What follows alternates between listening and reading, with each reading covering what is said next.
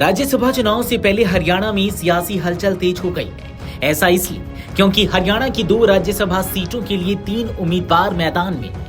Bharatiya Janata party ने इस अहम चुनाव के लिए गुजरात के उप मुख्यमंत्री एवं गृह मंत्री हर्ष सांघवी को केंद्रीय पर्यवेक्षक नियुक्त किया है। 41 वर्षीय हर्ष सांघवी को पार्टी ने राज्यसभा चुनाव की रणनीति को मजबूत करने और दोनों सीटों पर जीत सुनिश्चित कराने की जिम्मेदारी सौंपी है।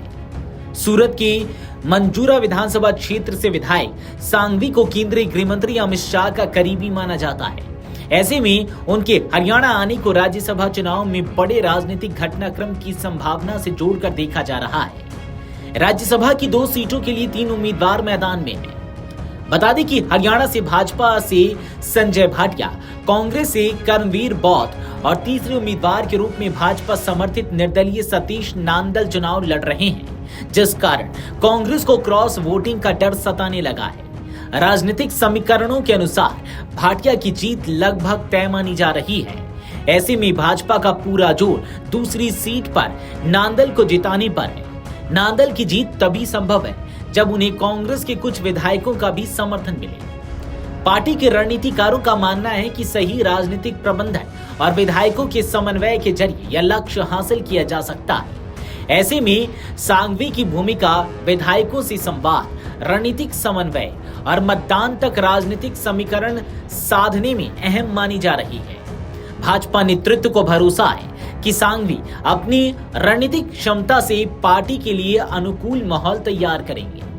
बता दें कि भाजपा में सांघवी की पहचान एक कुशल प्रबंधनकर्ता और रणनीतिकार के रूप में है।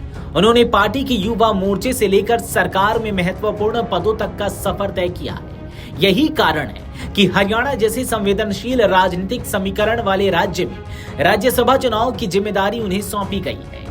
राजनीतिक विश्लेषकों के अनुसार भाजपा का यह कदम केवल चुनावी प्रक्रिया का हिस्सा नहीं बल्कि एक रणनीतिक संकेत भी है। सांघवी को पर्यवेक्षक बनाकर पार्टी ने यह संदेश दिया है कि वह राज्यसभा की दोनों सीटों को प्रतिष्ठा का सवाल मानकर लड़ रही है। बता दें कि हरियाणा की 2 राज्यसभा सीटों पर हो रहे चुनाव में बीजेपी की 1 सीट कंफर्म है, जबकि दूसरी सीट के लिए कांग्रेस ने अपनी पूरी ताकत लगा दी है।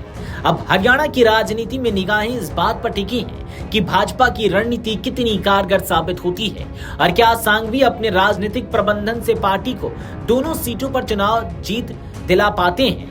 फिलहाल राज्यसभा चुनाव को लेकर प्रदेश का राजनीतिक माहौल लगातार गर्माता जा रहा है।